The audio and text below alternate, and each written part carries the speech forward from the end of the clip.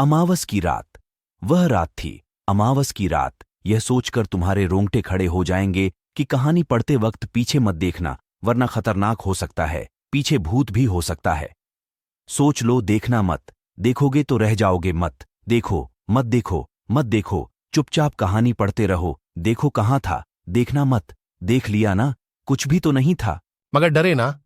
इसी तरह के भय को ही तो डर कहते हैं। डर एक ऐसी चीज बनाई है भगवान ने कि पूछो मत। बस हम लोग डर डर के जीते जा रहे हैं, जीते जा रहे हैं। जाने कब ये डर खत्म होगा? शायद मरने के बाद, क्योंकि मरने के बाद तो सारे डर खत्म, खल्लाश हो जाते हैं। देखो, यह सब बकवास है। बहुत हो गई ये डर की बातें। कहानी देखो। चलो, डर तो अभी लगेगा जब कहानी देखोगे। एक समय की बात है, अकालगढ़। मैं कभी भी अकाल नहीं पड़ा था, तब भी इसका नाम अकालगढ़ था। और अकाल अब पड़ता है, तब भी इस गांव का नाम अकालगढ़ है। इस गांव के अकाल पड़ने की भी एक कहानी है।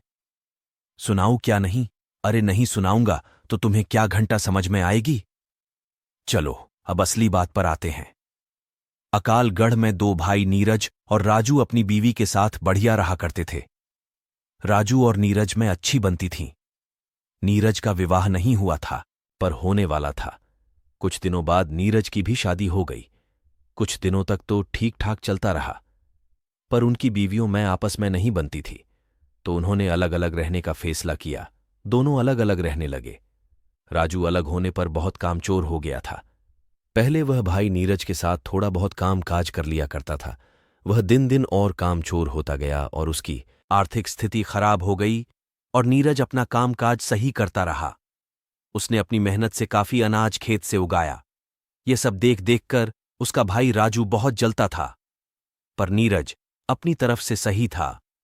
एक दिन राजू और उसकी पत्नी ने मिलकर नीरज की पत्नी को रात में मार दिया। नीरज किसी काम से बाहर गया हुआ था। दोस्तों, वह रात अमावस्या की रात थी। चांद अपनी पूरी रोशनी पर था, तारे टिमटिमा रहे थे। रात बिल्कुल शांत थी। उन्होंने पहले उन दोनों ने उसके घर कूदकर पहले सारा अनाज चुरा लिया। जब नीरज की पत्नी को पता चला कि उसके अनाज की कोई चोरी कर रहा है, तब उसने उठ कर देखा तो राजू और उसकी बीवी अनाज चुराने में लगे थे। तब नीरज की बीवी ने कहा कि आप यह क्या कर रहे हो, अपने ही घर में चोरी। यह सुनकर राजू और उसकी बीवी ने सोचा कि अगर इसने गांव वालों को बता दिया तो वो लोग हमें गांव से ही निकाल देंगे। इस डर के मारे उन्होंने उसकी पत्नी को मार डाला और दूर जंगल में गाड़ के आ गए। सुबह जब नीरज घर पहुंचा तो देखा कि उसका अनाज नहीं है। थोड़ा बहुत बचा था, वह बिखरा पड़ा है। हड़बड़ा के बोला, मुझे नहीं पता, कल शाम तक तो घर पर ही थी। इतना पूछकर उसने पड़ोसियों से पूछा तो किसी ने कहा पता नहीं, और किसी ने बताया शाम तक तो घर पर ही थी। वो बहुत घबरा गया और कुछ लोगों को बताया कि घर का सारा अनाज किसी ने चुरा लिया है और मेरी बीवी का भी पता नहीं है कि कहाँ है वो। उसने घर जाके फिर देखा तो उसे उन गेहूं से एक चाकू मिला और कुछ खून भी पड़ा था। उसे सब कुछ समझ में आ गया कि उसे किसी ने मार के सारा अनाज चुरा लिया है। तब उसने अपनी छत पर जाकर देखा तो उसे कुछ अनाज भी गिरा मिला। तो उसे अपने भाई राजू पर शक हुआ, पर नीरज वैसे भी अपने भाई राजू की बहुत इज्जत करता था, इसलिए उसने कुछ कहा नहीं। तब एक दिन राजू ने कहा कि तू अकेला मत रह, हमारे साथ ही आ जा, हम साथ ही रहेंगे। वह राजू को मना तो नहीं कर सकता, इसीलिए वह उसके साथ मन मार के रहने लगा। गांव के कुछ लोग उसकी बीवी को गंदी औरत कहने लगे और कहते थे कि सारा अनाज लेकर भाग गई, बेचारा नीरज अकेला रह गया। चुड़ैल गांव के कुछ लोग उसकी बीवी को गंदी औरत कहने लगे और कहते थे कि सारा अनाज लेकर भाग गई, बेचारा नीरज अकेला रह गया। चुड़ैल कहीं की यह सब बातें उसे सुनने को मिल रही थीं। वह बेचारा क्या करता, अपने भाई को कुछ नहीं कह सकता था। एक दिन की बात है, गांव के कुछ लोग जंगल से लकड़ी लेने गए थे। तो वे लकड़ी काट ही रहे थे, तब उन्हें किसी स्त्री के रोने की आवाज सुनाई दी। तो उन्होंने कहा कि इस जंगल में कौन रो रहा है, कहीं कोई रास्ता तो नहीं भटक गया। तो वो लोग जिधर से आवाज आ रही थी उसी तरफ चल दिए। कुछ दूर चलकर उन्होंने देखा कि एक औरत एक पेड़ के नीचे बैठकर रो रही है। जब तक वो उसके पास पहुंचते वह गायब हो गई। उन लोगों ने जब इस तरह का दृश्य देखा तो वो घबरा गए, उनके तो पसीने छूटने लगे। तब एक आवाज आई कि अब तुम लोग कभी भी इस जंगल से लकड़ी नहीं काटोगे, और जो भी यहां लकड़ी काटने आएगा वो जिंदा वापस नहीं जाएगा। और तुम लोग मुझे चुड़ैल कहते हो ना, तो चुड़ैल सही। आज से तुम्हारे गांव में कभी पानी नहीं बरसेगा। तुम लोग भूखे मरोगे, यहां सिर्फ अकाल पड़ेगा। और अमावास की रात एक लाश तुम्हारे गांव में जरूर मिलगी। जाओ तुम सब गांव वालों को जाकर बता दो, आज से 3 दिन बाद अमावस्या है। एक आदमी की मौत जरूर है, जिसने भी मुझे मारा है वो बचेगा नहीं। मेरा अनाज खा करके मुझे चुड़ैल कहते हो। गांव वालों, मैं तुम्हें छोड़ूंगी नहीं। आज मैंने तुम्हें बख्श दिया। जाओ जाओ जाओ, चले जाओ। मेरे जंगल से मुझे अकेला छोड़ दो। जाओ, मुझे तैयारी करने दो, जाओ। और फिर रोने लगी। वो लोग डर गए। ये सब क्या था? स्त्री रोने का कारण क्या था? एक आदमी बोला, अरे वह कह रही तो थी कि मेरा अनाज चुरा लिया और मुझे मार दिया। इसका मतलब यह नीरज की बीवी थी, जिसे किसी ने अनाज के लिए मार डाला है और वह चुड़ैल बन गई है। तभी एकदम एक भयानक चेहरा उनके सामने आया। तुम लोग अभी तक गए नहीं, जाओ यहां से, वरना मैं तुम्हें भी मार दूंगी। उनके तो होश उड़ गए। भागो भागो। चुड़ैल चुड़ैल ऐसा कहते हुए वह गांव पहुंचे। सारे के सारे ऐसे हाँफ रहे थे, जिंदगी में इतना कभी नहीं भागे होंगे। गांव वालों ने इस तरह उन्हें भागते हुए देखा तो कहने लगे, क्या हुआ चुड़ैल चुड़ैल, क्या बके जा रहे हो? आगे भी कुछ बोलो। अरे तुम्हें बोलने की पड़ी है, हमारी जान पर बनी है। अरे पर हुआ क्या? तुम लोग इस तरह क्यों हाँफ रहे हो? बताते हैं, पहले सांस तो लेने दो। तब उन्होंने गांव वालों को बताया कि नीरज की बीवी चुड़ैल बन गई हैं और उसने हमसे कहा कि मेरा अनाज किसी ने चुरा कर, किसी ने उसे मार के जंगल में दफना दिया है। और वह कह रही थी कि अब तुम्हारे गांव में कभी पानी नहीं बरसेगा और हर अमावस्या को एक आदमी की मृत्यु होगी। जब तक उसकी आत्मा को शांति नहीं मिल जाएगी, तब तक यूं ही वो लोगों को मारती रहेगी। एक आदमी ने पूछा, पर नीरज की बीवी को मारा किसने? कुछ लोगों ने कहा, पता नहीं, कोई तो है इस गांव में जिसने यह पाप किया है कि एक हिंदू औरत को दफना दिया। पर जिसने भी यह काम किया है उसकी वजह से सारा गांव मुसीबत में पड़ गया है। ये बात सुनकर राजू भी वहां पहुंच गया और सब बातें सुनकर उसके होश उड़ गए और वह घबरा सा गया और कहने लगा, वो चुड़ैल कोई और होगी, वह चुड़ैल नहीं बन सकती, वह तो अनाज लेकर भाग गई है। कुछ गांव वालों ने कहा, वो तो अमावस्या को ही पता चलेगा कि किसने उसकी हत्या की थी। चलो अपने अपने घर जाओ, सब लोग जो होगा देखा जाएगा। राजू के चेहरे पर तो 12 बज ही गए थे और वह भागता हुआ अपनी बीवी के पास पहुंचा और बोला कि हम लोग अब नहीं बचेंगे। आज से 3 दिन बाद अमावस्या को वो चुड़ैल हमें मार डालेगी। वो बोली, तुम पागल तो नहीं हो गए? तुम्हारी तबीयत तो सही है। क्या हो गया है? चुड़ैल हमें मार डालेगी? कौन चुड़ैल? अरे वही नीरज की बीवी, जिसको हमने मारकर जंगल में दफना दिया था। क्या? हाँ, वो सारे गांव वाले कह रहे थे। नीरज ने ये सारी बातें छुप कर सुन ली थीं और अनजान बनकर बोला, भैया इतना क्यों डरे हुए हो? कौन तुम्हें मार डालेगा? राजू, अरे नहीं, वो तो मैं तुम्हारी भाभी को उस चुड़ैल के बारे में बता रहा था। फिर यह सुनकर नीरज चला गया। पर राजू की रातों की नींद खराब हो गई।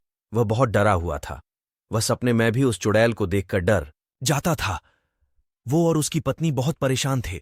उसकी पत्नी सोचती थी कि पहले वो मुझे मारेगी और वो अपनी सोचता था। दोनों ही डरे हुए थे। उन्हें समझ में नहीं आ रहा था कि क्या करे। 2 दिन ऐसे ही निकल गए। तीसरे दिन अमावास थी। सारा गांव डरा हुआ था। सब लोग यही बात कर रहे थे, पता नहीं आज किसकी मौत है। शाम होते ही सब लोग दरवाजा बंद करके सो गए। रात के 12 बज गए थे। सारा गांव जाग रहा था। नीरज तो बेफिक्र होके बाहर ही सो रहा था। गांव वालों को तो उस मनहूस घड़ी का इंतजार था। सारे गांव वाले डरे हुए थे। कुत्ते भौंक रहे थे, पता नहीं कौन सी कयामत आने वाली है। अचानक किसी स्त्री की रोने की आवाज सुनाई दी। सारे लोग डर गए। वो समझ गए कि वो आ चुकी है। नीरज ने देखा कि एक औरत रोते हुए उसकी ओर आ रही है। बाल बिखरे हुए चेहरे पर चांदनी रात में उसकी आंखें चमक रही थीं। वह पहले तो डरा। वह उसके पास आकर बोली, तुमने मेरी खबर तक नहीं ली कि मैं कहां चली गई हूं। तुम भी इन गांव वालों की बातों मैं आ गए। तुम्हें पता है, जब तुम उस दिन बाहर गए थे, उस दिन इन लोगों ने मुझे मारकर सारा अनाज चुरा लिया था। हाँ, मैं जानता था कि कुछ तो जरूर हुआ है, पर तुम इस हालत मैंने कभी सोच भी नहीं सकता, और तुम मेरे भाई को मारने के लिए यहां आई हो। जाओ, लौट जाओ। भगवान ने चाह तो सब कुछ ठीक हो जाएगा। मैं भगवान से प्रार्थना करूंगा। वो चिल्लाई, नहीं, तुम्हें तो मेरे साथ होना चाहिए था। तुम भी इन गांव वालों की तरह बन गए। भगवान क्या खाक ठीक करेगा। अब मैं इस गांव को बर्बाद करूंगी, और तुम्हें क्या लगता है कि मैं तुम्हारे कहने पर तुम्हारे भाई को छोड़ दूंगी? नहीं। मैं इस दिन के लिए कितना रोई हूं और कितना तड़पी हूं। मैं उसे नहीं छोड़ने वाली। उन दोनों में से एक की मौत आज जरूर है। नीरज, नहीं, तुम ऐसा नहीं कर सकती। तुम मेरे बीच में मत आओ। नहीं, मैं भूल जाऊंगी कि तुम मेरे पति हो। हट जाओ। उसने उसे रोकने की कोशिश की। उसने नीरज को ऐसा धक्का मारा, नीरज हवा में उड़ाता हुआ जमीन पर आ गिरा और वह बेहोश हो गया। यह सब राजू की बीवी गेट के छेद से देख रही थी। उस चुड़ैल ने गेट में धक्का मारा और उसकी बीवी के बाल पकड़ के बोली, चुड़ैल तो तू है, तूने मेरा सब कुछ छीन लिया, अब तुम्हें नहीं छोड़ूंगी। उसने राजू की बीवी का कलेजा चीर के उसका दिल निकाल लिया। हाँ हाँ हाँ हाँ, अब मुझे थोड़ा सुकून मिलेगा। अब की बार तेरी बारी है। कहाँ छुपा है तू? और हाँ गांव वालों, तुम भी कान खोल के सुन लो। आने वाली अमावास को तुम भी नहीं बचोगे, सबके सब मरोगे। हाँ हाँ हाँ हाँ, बहुत सताया है तुम लोगों ने। और हंसती हुई जंगल की ओर चली गई। सारे गांव वाले बाहर आ गए और नीरज को उठाया और उसे पानी पिलाकर होश में लाए। उसने अपनी भाभी को मारा हुआ देख वह खूब रोया। तब तक राजू भी बाहर आ गया। उसने यह सब देख उसकी भी आंखों से आंसू निकल गए। सारा गांव रो रहा था। सुबह उसके शव को जलाया। सारे गांव वाले राजू से भला बुरा कह रहे थे कि इसकी वजह से हम सब लोग एक दिन ऐसे ही मरेंगे। सारे गांव वाले, हां, इसकी ही वजह से हमारे लिए यह मुसीबत खड़ी हुई है। इसको तो नरक भी नहीं झेलेगा। अपने ऐसे भाई के साथ तूने धोखा किया है। तो दोस्तों, ये थी एक अमावास की रात की एक चुड़ैल की कहानी। अब सुनो आगे की दास्तां कि किस प्रकार उस गांव में दोबारा शांति आई। नीरज, शांत हो जाओ। भगवान हमारी मदद जरूर करेगा। ऐसा तो कोई होगा जिसे हमारी मदद के लिए भगवान भेजेगा।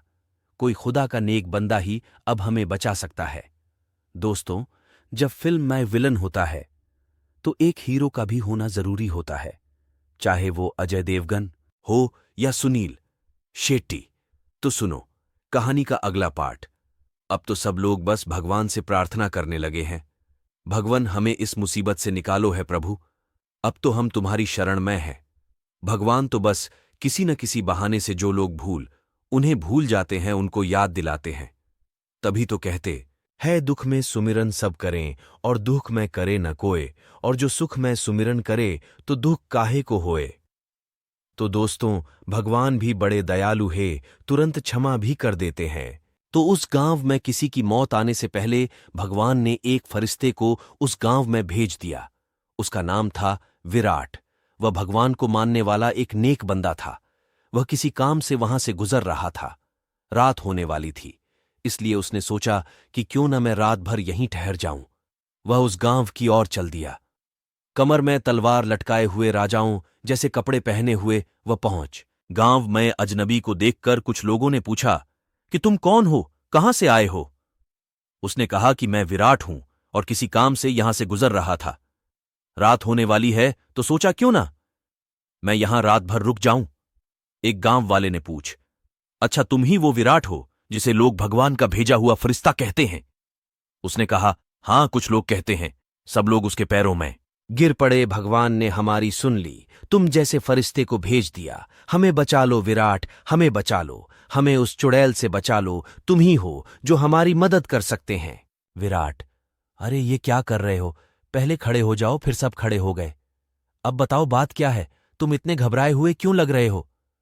अरे गांव अमीन, एक चुड़ैल हम सबको मार डालेगी। अरे मैं आ गया हूं ना, सब कुछ ठीक हो जाएगा। आओ सारे बताओ मुझे क्या हुआ है। तब गांव वालों ने सब कुछ बता दिया और राजू और नीरज को बुलाया और कहा, राजू, तुमसे जो लालच मैं जो कुछ हुआ, बुरा हुआ उसे तुम भूल जाओ और हमारा साथ देकर इस गांव को बचाओ। और नीरज, तुम अपने बड़े भाई को माफ कर दो। नीरज, मैं तो भाई से कभी गुस्सा भी नहीं हुआ। मगर आप लोगों को लगता है कि मैं गुस्सा हूं तो भाई मुझे माफ कर देना। और उसने राजू के पैर छू लिए। राजू ने उसे उठाकर गले लगा लिया। दोनों की आंखों से आंसू निकल रहे थे। तब विराट ने कहा, हमारे पास कल का वक्त है और परसों अमावास है। तुम लोगों को किस किस चीज का इंतजाम करना है मैं बताऊंगा। अब आप लोग निडर होके अपने घरों में सो जाइए, सुबह मैं सबको बता दूंगा। विराट को गांव वालों ने बढ़िया पकवान मिठाइयां और खूब मेहमान नमाजी की और बढ़िया बिस्तर पर सुलाया। सुबह होकर विराट ने सब गांव वालों को इकट्ठा होने को कहा। थोड़ी देर में सारा गांव इकट्ठा हो गया। तब उसने सबको बताया, हम सबको मिलकर उस चुड़ैल को मारना होगा। मैं सबको बताता हूं हमें क्या करना है।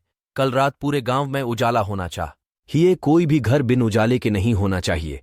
पूरे गांव को दीपावली की तरह सजा दो और सब लोग घर से बाहर होने चाहिए मेरी नजरों के सामने। और राजू तुम अपने घर मैं हवन की सामग्री के साथ वहां बैठोगे। मैं यहां से मंत्र पढ़ूंगा और तुम आहुति दोगे। और नीरज तुम जंगल मैं 2 लोगों के साथ उस चुड़ैल की कब्र को खोदकर उसके शरीर को जलना होगा। मैं तुम्हें कल सुबह यहीं मिलूंगा। अब सब लोग तैयारी करो। उस दिन की रात कब बीते सबको यही इंतजार था। सुबह होते ही विराट ने सब गांव वालों को इकट्ठा किया और कहा, तैयारी हो चुकी है गांव वाले। हां, हमने अपने घर में खूब सारे दीपक तैयार करके रख दिए हैं। सारी तैयारी हो गई है। शाम होते ही उसने नीरज से कहा, तुम 2 लोग लेकर ये लो। अब मंत्रित नींबू, ये तुम्हें वह कब्र कहां है ये बताएगा। ये जहां भी लाल हो जाए वही उसकी कब्र है। और ये लो लहसुन की मालाएं, अपने अपने गले में डाल लो।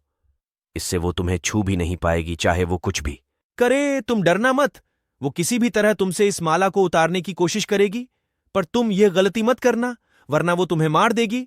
अब तुम लोग जाओ, अपना ध्यान रखना। वो लोग फावड़े उठाकर जंगल की ओर चले गए। इधर सब लोग इकट्ठे होकर बैठे उस चुड़ैल का इंतजार कर रहे थे। उधर राजू अपना आसन लगाए हुए हवन पर बैठा था। रात के 12 बज रहे थे कि किसी के पैरों की आहट सुनाई दी। सब लोग उधर देखने लगे तो क्या देखते हैं कि बाल फिकरे हुए सफेद साड़ी में एक औरत चली आ रही है। उसने गांव में रात रोशनी देख वह रुकी और फिर आगे बढ़ी। उसने देखा कि सारे गांव वाले बाहर बैठे हैं, जैसे कि उन्हें बिल्कुल डर नहीं किसी बात का। वह जोर से चिल्लाई, अरे मूर्खों, मरने की इतनी जल्दी है?